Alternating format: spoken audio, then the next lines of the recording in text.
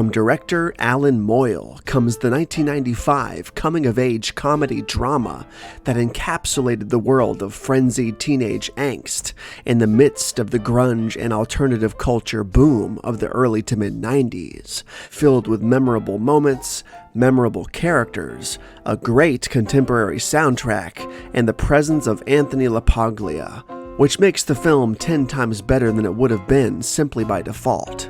While the film had a pretty dismal theatrical run and was considered to be a pretty big financial flop at the time, the film has since gained a gargantuan cult following and is now revered as not only one of the best coming-of-age films ever made, but one of the best movies of the 90s. Let's take a look at Empire Records.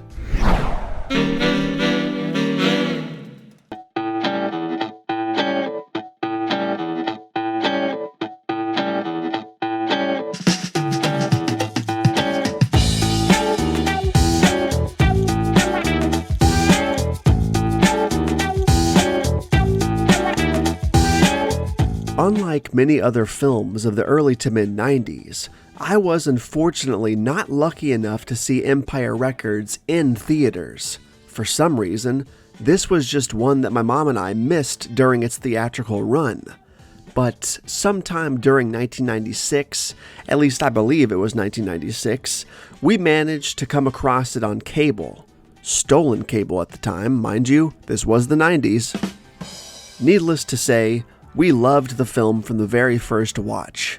Of course, I was only 9 years old, going on 10 at the time, so I wasn't fully aware of the film's teenage angst aspects or how it captured the zeitgeist of that point in time. To an extent, I just thought it was a fun movie, and I remember being drawn to it almost instantly because it had Tony from So I Married an Axe Murderer in it. Everything about this film just clicked. The story was interesting, the pacing was fast and frenetic, the acting was great, for the most part, the soundtrack was absolutely fantastic, the characters were funny and lovable, and although they seemed to sort of be a bunch of cardboard cutouts of the typical personality types of that era, at least on the surface, they were all surprisingly fleshed out, deep, and full of intention. At least, the core characters of the film, that is. Empire Records tells the story of a man named Joe, played by Anthony LaPaglia, who runs Empire Records, an independent record store in Delaware that employs a tight-knit group of music-savvy youths. Hearing that the shop may be sold to a big corporate chain known as Music Town, slacker employee Lucas, played by Rory Cochrane, bets a chunk of the store's money during a last-minute trip to Atlantic City, hoping to get a big return and personally save Empire Records. When this plan fails, Empire Records falls into serious trouble, and the various other clerks, including Corey, played by Liv Tyler, Gina, played by Renee Zellweger, Deborah, played by Robin Tooney, AJ, played by Johnny Whitworth, and Mark, played by Ethan Embry, must deal with this growing problem and find a solution that will save Empire Records, while at the same time dealing with a slew of wild customers, the internal antics of the clerks themselves, and a zany and conceited musician who happens to be doing a meet and greet at the record store that day, a man known as Rex Manning, played in gloriously sleazy fashion by Maxwell Caulfield. Empire Records is just one of those films that lives and breathes that mid-90s aesthetic, and although it's crazy and filled with wild antics and sometimes almost cartoonish situations, there's never a point in the movie where it doesn't feel like a love letter to an era long since gone by. That last breath before the World Wide Web changed how we as a culture consumed music, consumed media, and interacted with one another. When two young people could still meet at a simple record store and bond over a favorite song, still unburdened by the anxieties of the internet.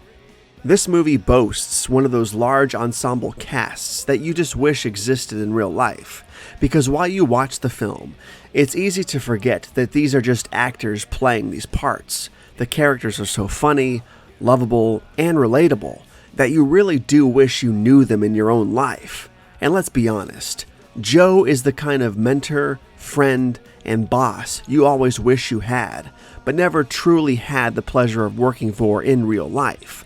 Someone who genuinely cares about you as a person, someone who will employ you with a steady paying job that you truly enjoy doing, and one who will both wring your neck if you screw up too badly, but then turn right around and give you an ice pack and a few fatherly lessons on life thereafter.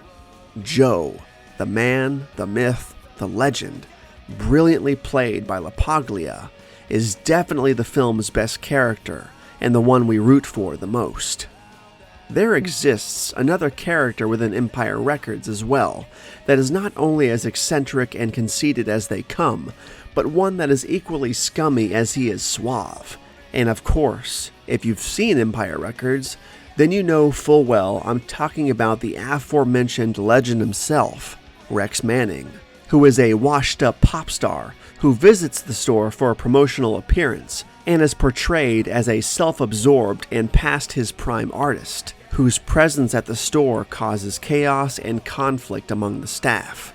However, the character's exaggerated personality and the over-the-top portrayal by Caulfield has earned him a cult following among fans of the film, and, as a result, April 8th, which is the date Empire Records takes place, has become known among fans as Rex Manning Day, a day to celebrate the character and the film's enduring popularity.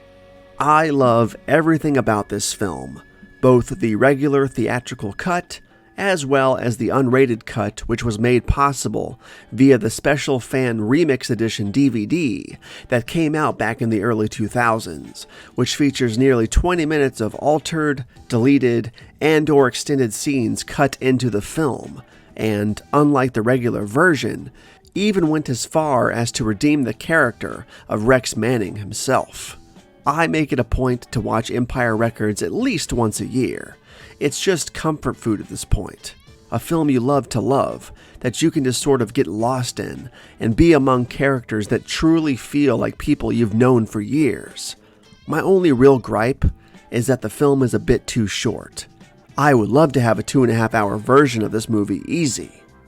With that said, Empire Records, the 1995 coming-of-age masterpiece, is absolutely a masterpiece. They all said she's just another